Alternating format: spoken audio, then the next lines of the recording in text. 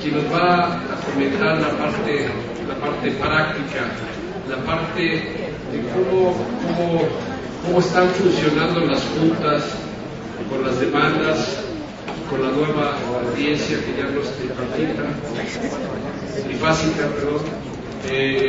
Ahora ya las audiencias está dividida, creo que fue algo bueno porque eran interminables cuando llegamos a la etapa de pruebas y ahora lo dividimos. Si realmente la autoridad está cumpliendo con los plazos, si realmente existe un funcionario conciliador, todo esto que está en la reforma nos va a comentar el licenciado Miguel Reyes para posteriormente continuar con el programa. Muchas gracias. Gracias, Nacho. Buenos días a todos. Aquí nos subimos al podio porque se han entendido los horarios. Me dieron únicamente de 10 a 15 minutos para comentarles. Seré muy conciso y seré muy directo a lo que vamos a platicar en relación a lo que nos comentaba Nacho para que mejor las cuestiones de preguntas y respuestas, que creemos que es un momento más oportuno y ustedes seguramente les gustará más, podamos interactuar y manejarlo de la mejor manera. Pues como ustedes saben, en este largo trayecto de la reforma laboral, voy a hablar de 5 puntos importantes sobre la reforma. Desde nuestro punto de vista, son de las cuestiones más técnicas y más importantes en cuanto a la cuestión del procedimiento, que a nosotros como abogados laborales y como gente del procedimiento, pues tenemos que hacer reconocimiento a nuestros clientes de algunas situaciones que nos pueden beneficiar en cuanto a situaciones preventivas, en cuanto a situaciones de comunicación para lograr mayores beneficios y poder buscar más conciliaciones, que al final de cuentas es lo que siempre se recomienda. Es muy trillado el dilema de más mal arreglo que un buen pleito, pero es muy cierto. Evitar las contingencias para los empresarios es evitar los posibles juicios que existen. Empezando con el primer punto, que creo que es el más importante, es que se reforma la audiencia trifásica, como ya lo comentaba Nacho. Sin embargo, existen ventajas en cuanto a que ahora es la audiencia de conciliación, demanda y excepciones, y posteriormente se señala la fecha para la audiencia de ofrecimiento y admisión de pruebas, y posterior a la audiencia de ofrecimiento y admisión de pruebas, en esa misma audiencia señalan los desahogos respectivos. Antes era muy común llegar a la audiencia de conciliación, demanda y excepciones, ofrecimiento y admisión de pruebas, contra la trifásica, solicitar a la parte contraria una propuesta y nosotros transmitirla al cliente y llegar a una propuesta para que en un lapso de X tiempo pudiéramos dar una respuesta y dar un arreglo.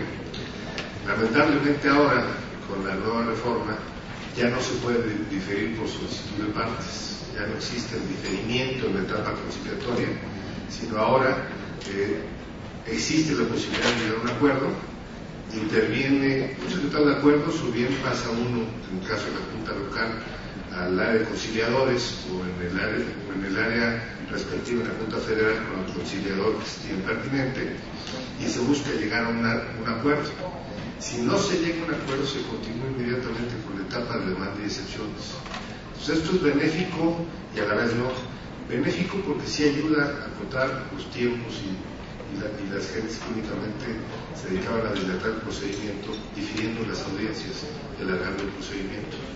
Sin embargo, ahora como ya están notificando las audiencias en términos de los 10 días que marca la ley, en el caso de la Junta Local, que es donde estamos viendo que existe un poquito esa situación ya desde hace tiempo,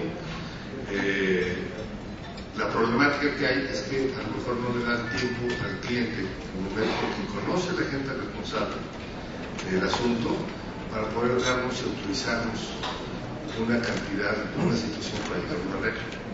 Entonces, ¿qué es lo que estamos nosotros comentando a los clientes y a los empresarios?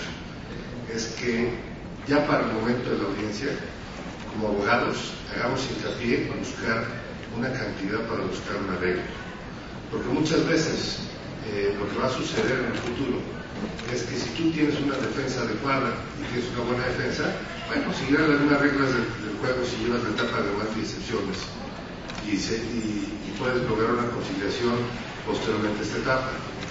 Pero si no tienes una buena defensa, no hay buenos elementos, pues evidentemente el contrario puede darse cuenta de esta situación y ya no respetar la propuesta inicial o no buscar el arreglo conciliatorio porque pueden observar las deficiencias o errores por parte del patrón, perdón, del abogado del patrón, y con esto se puede llegar a no concluir un arreglo y puede dilatarse el juicio derivado de a lo mejor de alguna situación que le convenga a la parte trabajadora. Entonces, como comentario, hoy en día es importante tener una buena comunicación entre el abogado y la empresa para que el día de la audiencia tengan alguna cantidad que pueda llegar a buscar una conciliación, si es que se quiere lograr esta conciliación. De lo contrario, difícilmente se llegará a los tiempos en cuanto a la misma. Pues consejo, tener esta comunicación importante para lograr un acuerdo desde la primera audiencia, no como antes, que la puedes decir 2 o 3 veces, como era tema que se hacía cada día, ¿no? Segundo punto, que bueno, vamos a acabar con el coyotaje.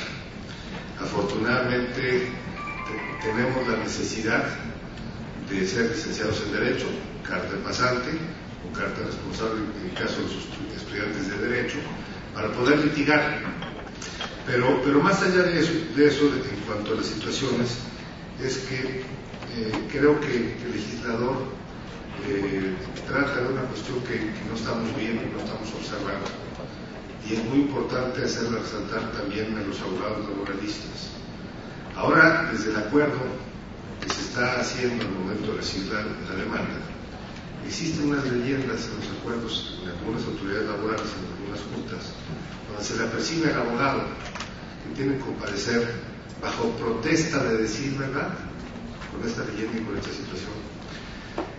Mucha gente no se da cuenta de lo importante que va a ser esto, porque tú como licenciado en Derecho, con la cédula profesional expedida por la Secretaría de Educación Pública, pues tienes que cumplir y dejarás a lo mejor de tener lo que indiscriminadamente se utilizaba con las demandas de trabajadores, que eran basadas en las mentiras, en salarios disfrazados, en otras cantidades, para presionar al abogado del patrón, a los patrones a buscar un arreglo, porque a lo mejor no existían los elementos preventivos para comprobar lo contrario.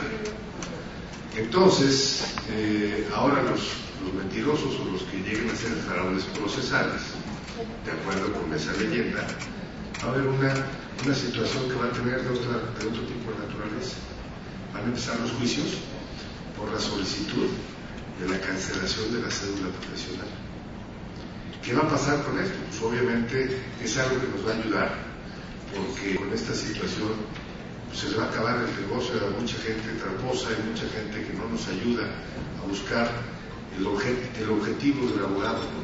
Que es defender los intereses de nuestros clientes y no abusar, como decía Jaime Bustamante, abusar de los outsourcings. Sí, de aquí han abusado muchos abogados laboralistas de las mentiras y de las demandas tramposas. Entonces yo creo que con esto también nos va a ayudar a regular la situación de la abogacía en México, del abogado laboral, que va a tener que pensar 2 veces, es decir, mentiras y utilizar fraudes para llegar a buscar prestaciones excesivas que no sean reales en favor de los trabajadores. El tercer punto importante es la ayuda de que ahora por cada hecho controvertido puedas ofrecer 5 testigos en lugar de 3 como antes se utilizaba. Y esto era con el simple objeto de que muchas veces ofrecías a los testigos en una audiencia inicial y posteriormente cuando tocaba el tiempo de sobarnos, un año después, y pues ya no estaban en la empresa, ya no prestaron servicios, se renunciaron, da el último domicilio que tenías, ya no puedes localizar, la Junta te persigue que si no lo presentabas, se aclaraba la deserción de los testigos. Y sorpresa, si el trabajador había renunciado verbalmente y era tu prueba importante para poderlo hacer, pues te quedabas sin prueba, ¿no? o bien para acreditar el tiempo extra que decían que trabajaban excesivamente 5 horas extras diarias y a lo mejor no tenía registro de control de asistencia, y una de las formas para utilizarlo eran los testigos, porque ahora con la jurisprudencia es que te dicen que ahora los salarios caídos también pueden tomarse en cuenta las horas extras para integrar el mismo. Entonces nos complicaba la situación porque muchas veces no dependía del abogado ni del empresario, sino de la decisión del testigo de ir, no ir, enfermarse, renunciar o simplemente no querer presentarse. Ahora, cuando ofrecían a los 5 testigos, nosotros tenemos la facultad de poder escoger los 3 en caso de que alguno ya no se presente, o podemos desahogar hasta con 2. Pero es un beneficio más que nos dio la autoridad para que, el legislador, para que pudiéramos tener mayores elementos en cuanto al desahogo de esta prueba, que si bien es cierto es una prueba difícil, una prueba que en cada junta tiene sus criterios para su desahogo, ya especifica un poquito más las reglas del juego y cómo debe desahogarse. Entonces también eso nos va a ayudar porque en cada estado, los que hemos litigado foráneamente, y algunos amigos que aquí están también del estado de Guerrero, que nos acompañan, saben que el desahogo de la prueba testimonial en diferentes partes del país, hasta las mismas juntas local y federal, tienen diferente cuestión de hacerlo. Entonces esto nos va a ayudar para que las reglas sean más claras y podamos tener una mejor fórmula del desahogo de esta prueba. El otro punto importante que considero es para la celeridad de los procedimientos y no el alargamiento de los juicios, es la famosa caducidad que antes era de 3 meses, ya nos habla la ley de 45 días. Esto nos va a ayudar mucho a la cuestión de que los trabajadores o los abogados que no realicen una actividad real para impulsar el procedimiento, para lograr el mismo y poder tener una solución, podrán notificar al presidente de la junta respectiva sobre esta situación. Entonces, con ello vamos a ver que en vez de que fuera con tanto alargamiento o con tanta disparidad en cuanto a los abogados, a los abogados que no son éticos ni profesionales, nos gustaba alargar los juicios para ver la cuestión de los salarios caídos, que al final de cuentas lo que nos decía Álvaro, que si nos vamos a un estudio actuarial y dura el juicio más de 4 años, a lo mejor estamos pagando arriba de lo que eran los salarios caídos. Entonces no tenemos una regla clara de cómo se va a aplicar la famosa capitalización, si va a ser de forma mensual capitalizable, y con ello podríamos tener un juicio de 4 años, puede resultar que los salarios caídos van a pagarse en forma excesiva de lo que era el salario del trabajador. Va a ser importante que esta situación la podamos ya aplicar, porque derivado de muchas actividades procesales es que se perdía la esencia del procedimiento laboral, y con esto se acota en muchas ocasiones a que no se continúe el estancamiento de estos juicios, y nos ayuda a que si el actuario no ha notificado o alguna situación de este estilo, pues podemos presionar a la Junta para que ahora se cumpla con los términos, porque también van a tener sanciones como funcionarios públicos, y entre ellos de lo que se veía dentro de la reforma es que tienen 5 años a partir de que fue publicada la reforma para que sean licenciados en Derecho y cumplan con estos objetivos. Vamos bien. El último punto, Nacho. Los convenios ante la autoridad competente. Ojo, mucho cuidado. Mucho cuidado, porque estábamos acostumbrados a que si nos quedaba más cerca de la Junta Federal que la local, pues vamos a la Junta Federal a revisar los convenios. O bien, si alguna de las juntas tenía algún tipo de mayores criterios, como era el caso de hoy en día de la Junta local, cuando empezó a poner un área local del Distrito Federal, empezó a poner un área de convenios que se establecieron requisitos importantes para quitar el abuso a lo mejor de muchos convenios que se hacían en cuanto a prestaciones. Una de las características era hacer que en el convenio, en caso de pagos diferidos, existiera una fianza por medio. Obviamente el cliente nos decía, oye, ¿cómo una fianza por medio si se va a pagar en 3 meses? Es una cantidad importante, ¿no? No te preocupes, vamos a buscarle que de acuerdo a tu poder notarial sea competente la Junta Federal y ahí nos pide fianza.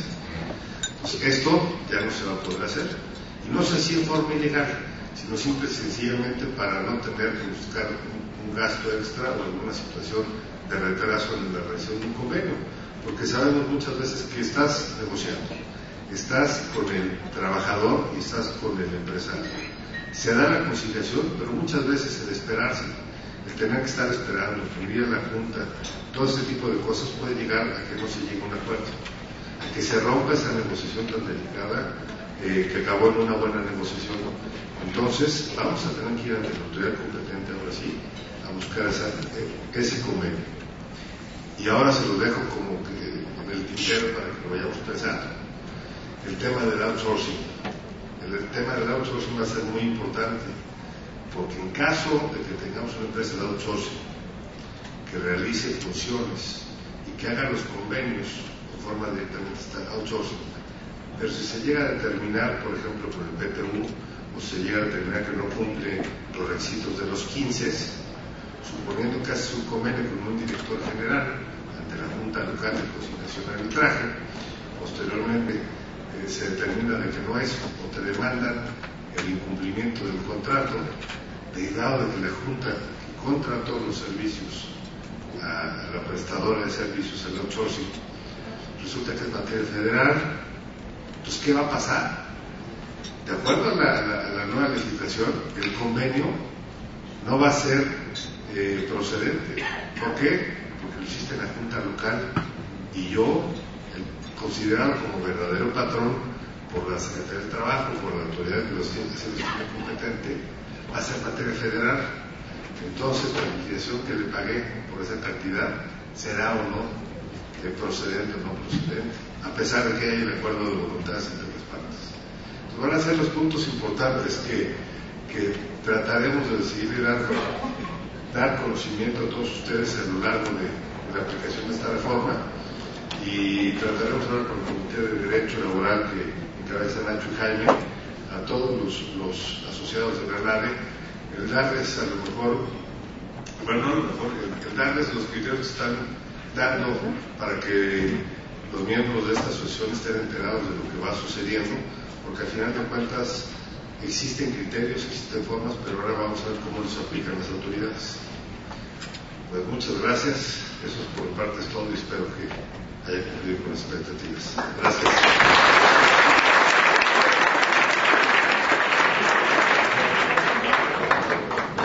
Muchas gracias, Miguel. A continuación vamos a tocar un tema que va a ser muy importante de acuerdo a la reforma. Antes de la reforma, todos los que nos hemos dedicado a la materia laboral hemos comparecido a las juntas. Pues, ¿cuál es la excepción que todo el mundo utilizamos de 9 de 10 juicios? Pues es la negativa del despido y el ofrecimiento del trabajo. Esa es de 9.5 de 10 juicios, y en muchas ocasiones tenemos causales de rescisión y nos tiembla la mano.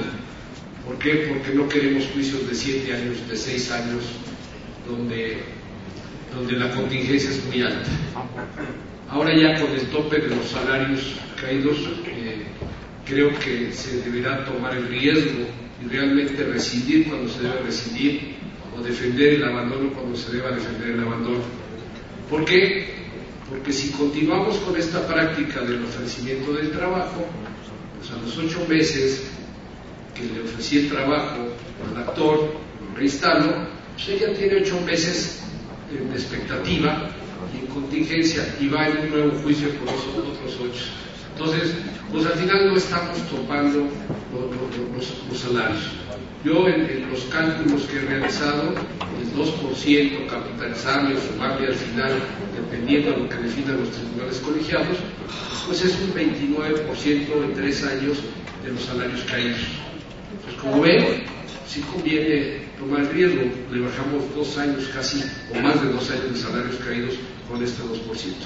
Por eso quiero invitar a pasar aquí al podio al licenciado Amado Díaz Guajardo, a quien agradecemos mucho su presencia, no solamente por venir a exponer, porque viene de Monterrey, es socio de ANADE, el capítulo Nuevo León, y realmente le agradecemos mucho que se haya tomado la molestia para venir a hacer toda la explicación de las causales de rescisión que creo que serán, y más importante, y tomaremos ahora con esta reforma pues más conciencia en realmente aplicarlas y inclusive hacer una práctica, un taller práctico que pretende comentar con ustedes. Les agradezco mucho, muchas gracias por estar con nosotros. Gracias, Nacho. Muy buenos días a todos. Agradezco a nuestro dinámico presidente José Juan Méndez su activismo en organizar eventos de esta naturaleza de difusión y de capacitación para todos, aún los que exponemos, aprendemos muchas cosas de todos. Y desde luego a Nacho, que también con mucha velocidad implementó este taller, estos aspectos prácticos. Antes de entrar a dos o tres comentarios rápidos sobre la decisión, quiero decirles que ahorita que decía Miguel que ahora hay que hacer convenio entre junta competente, surgió la duda porque hay muchas actividades en donde están mezclados lo local y lo federal. Y hay otras que son federales pero que se manejan en la local y los demandan en la local. Bueno, la anciana Rosa Catú, aquí presente, dice, pues hacemos el convenio en las dos. Vete, ibas a la local, ahora vamos a la federal, para el convenio allá. Y lo llevamos a la federal. Entonces cubrimos, que no le hicieron punto competente, no, yo tengo los dos convenios. Como muchos contratos colectivos que lo registran en la federal y en la local, por si las cosas. Bueno, esa es para estar dentro del marco de aspectos prácticos, ¿verdad? Bien, vamos al tema de las causas de despido. Miren, este tema cuando lo platiqué con Nacho, dije, si hay oportunidad me gustaría platicar sobre esto, porque pues a mí me tocó litigar, como a muchos de aquí presentes, con la ley de las aguas del 31, luego con la del 70, no le echen cuenta, por favor, y luego con la del 80, y ahora vamos a seguir con la del 2012. Pero quiero hacer referencia a la del 80. En el 80 se mutiló un derecho básico de los empresarios a la rescisión de la relación de trabajo cuando hay causa justificada. Fraudes, robo de material, abusos, acoso sexual, faltas, etc. Que venían los clientes con los abogados, oiga, se quiso esto y esto. No, pero es muy riesgoso. No, vamos a negar despido de trabajo, que ya lo mencionó Nacho ahorita. Y era un jueguito de que se negaba el despido, se hacía el trabajo, se llegaba el cheque de la instalación, llegaba el actuario, llegaba el trabajador, se le instalaba. Y la empresa ya tenía planeado a ver qué iba a pasar y el trabajador también. Y me acuerdo muy bien de una anécdota que dice el trabajador, ¿verdad que me va a volver a correr? Y le decía al patrón, pero si no te corro, ¿ver que te vas a salir? Y eso no te ocurría, porque iban perfectamente asesorados. Entonces, una cosa de una realidad se convertía prácticamente en un malabarismo que ni se beneficiaba el trabajador, ni se beneficiaba el patrón, y se jugaba la lotería con los salarios caídos, como atinadamente dice Nacho. Bueno, entonces de esa mutilación del 80, decía el presidente de Junta, antes había 70, 60 rescisiones de contrato. Hoy no hay más que 3 o 4, y probablemente esas 3 o 4 les hacían aquellos representantes empresariales que de muy buena fe pensaban que tenían derecho. Claro, la realidad es que no estaban muy enterados de las 5 o 6 cargas de la prueba. Había que probar que el trabajador le había negado a recibirlo, y que el notario, acuérdense que los notarios iban a querer notificar al trabajador, decían, pues hay que verlo a las 6 de la mañana, y decía el notario, ¿qué? A las 6 de la mañana iban a notificar, no hombre, sí, yo llego a las 10 a la notaría.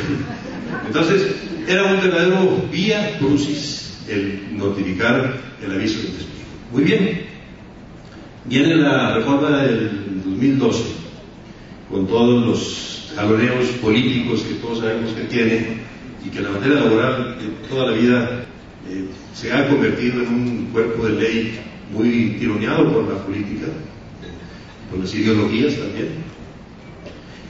Pero yo creo que de las reformas va a haber de todo, al final se va a hacer un panel para ver los pros y los contras, los positivos o negativos de la reforma. Yo creo que en esto del despido sí, efectivamente, sí hubo una mejoría para el empresario. Yo estoy colocado ahorita en el mirador del empresario. Vamos a ver el artículo 47, dice, son causas de rescisión de la relación de trabajo sin responsabilidad al patrón. Antes de entrar en detalles, quiero decirles que la plática va a tener 3 partes, muy breves. Una, un repaso rápido de las nuevas causas de rescisión. Otra, vamos a hacer una dinámica con unas hojas que están por ahí en sus mesas. Y al final vamos a dar un listado de las precauciones que hay que tener para efectuar la rescisión antes de que venga una demanda. Un poco siguiendo, y esta parte de la plática la vamos a implementar inspirado por lo que dijo Luis. Digo, me hablaron, véngase inmediatamente porque vamos a expedir un alto directivo. Y perdónenme, pero es muy frecuente que ocurra eso. Ya lo tenemos aquí en un privado y lo vamos a expedir porque descubrimos desde ahora en la mañana que había cometido conductas incorrectas. Ahora la ley habla no de causa o causa, habla de conducta o conductas. Entonces, basado en ese requerimiento que le hicieron a Luis de que se fuera inmediatamente a despedir, vamos a dar un checklist de las precauciones que hay que tener a nivel empresarial.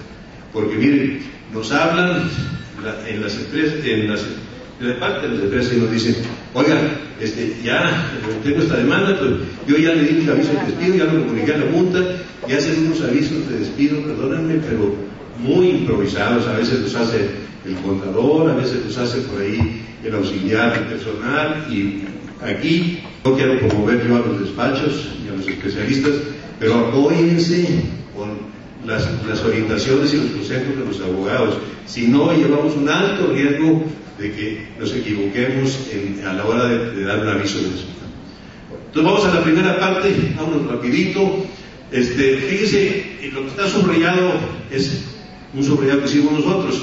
Incurrir el trabajador en sus labores en falta de probidad y honradez. Esto es lo que siempre había existido, pero ahora incluyeron o en contra de clientes o proveedores del patrón. Aquel empleado que hace actos de falta de probidad y honradez en donde involucre a clientes o proveedores, antes no estaba así. Se aplicaba también porque decía uno, bueno, pues a la fracción 15, 14 creo, en la ley anterior decía, y todas aquellas otras causas de naturaleza análoga, las análogas, de igual manera graves en lo que al trabajo se refiere.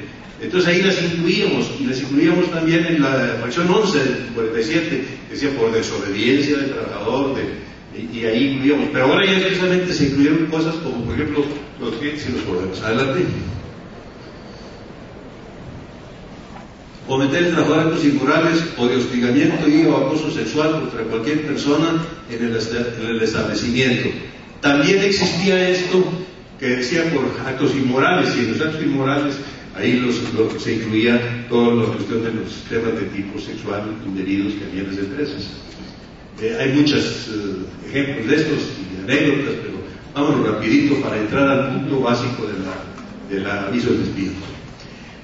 La falta de documentos que exijan las leyes y reglamentos necesarios para la prestación del servicio cuando sea imputable al trabajador y que exceda del periodo que se requiere en la fracción cuarta del artículo 43. Antes tenía expresamente causa de exclusión por no tener la licencia de manejar, la licencia sanitaria para los que manejan alimentos, etc. Ahora ya se puso expresamente, aparte de como causa de suspensión, como causa de despido. Adelante.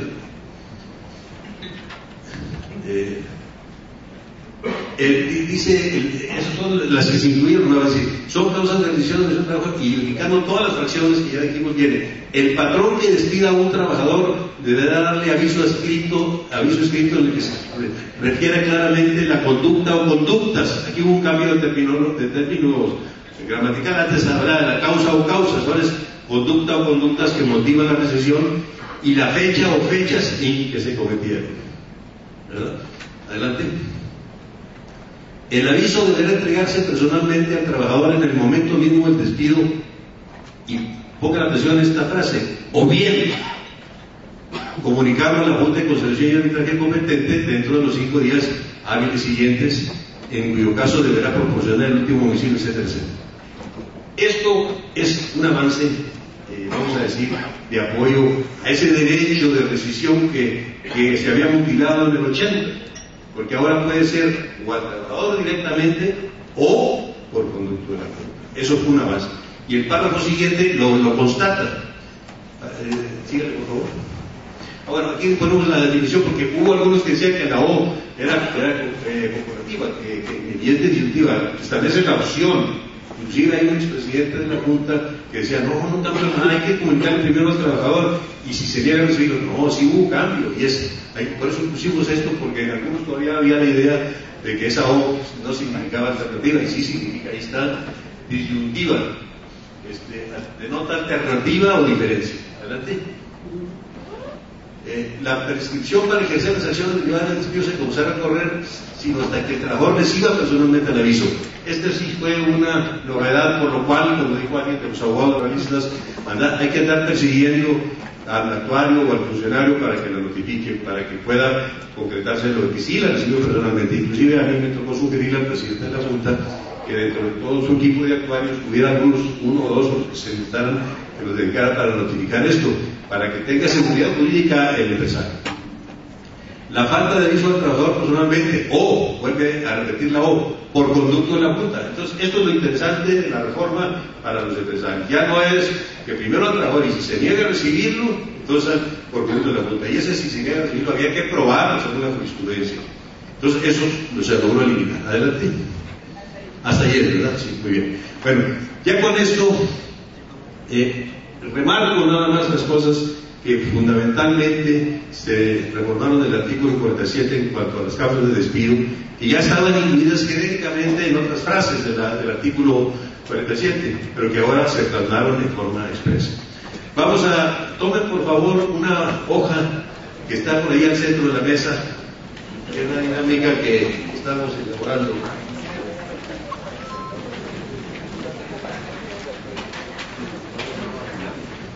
Repártanlo, por favor. Que dice condiciones de trabajo, aviso de despido. No sé si ya la localizaron. ¿Ya está localizada? Bueno, te voy a pedir aquí, señorita.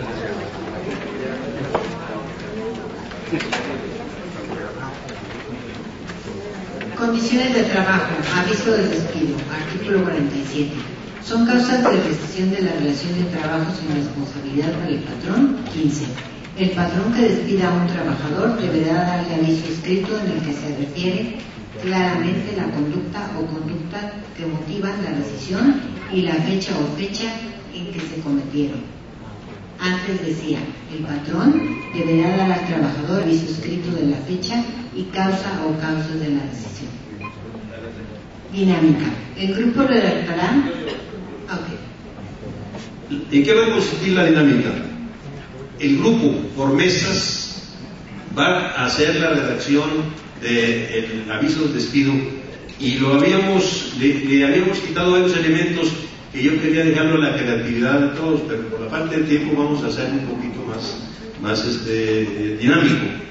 Dice, el grupo redactará un aviso de despido dirigido al trabajador donde describa la conducta indebida de faltar a su trabajo. Esta es la causa específica de la falta de trabajo, la fracción décima del 47, por 4 días o más en forma injustificada en un periodo de 30 días de calendario, que no tienen que ubicarse en un solo mes, que no tiene que ser en enero nada más, puede ser parte de enero y parte de febrero.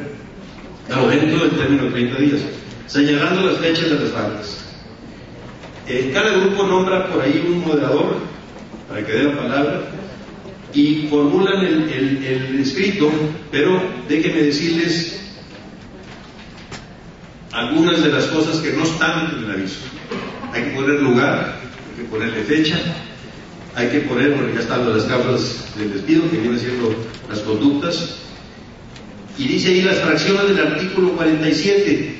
Antes teníamos que ponerlas porque como que no queríamos correr el riesgo que dijera, oye, perdón, ¿en qué fracciones las fundaste? Ahora nada más con que se digan las conductas es suficiente. El nombre, dice nombre de la empresa, firma del representante de la empresa, del representante, no del representante legal necesariamente, puede ser el gerente de operaciones, puede ser los que representan conforme al artículo 11 de la ley, hay varios que representan al patrón. Que es diferente cuando ya va a ser por conducto de la Junta. Por conducto de la Junta, nosotros recomendamos que sea el apoderado legal, el representante legal. Nombre y firma de enterado del trabajador. Ya habíamos dicho el nombre de la empresa, nombre y firma del representante legal cuando sea por conducto del representante legal. Y creo que con esto platíquenlo en las mesas, y ahorita vamos a poner unos 2 ejemplos de 2 mesas nada más, No podemos atender todas las mesas por la falta de tiempo. Entonces, tienen 5 minutos para dar el aviso.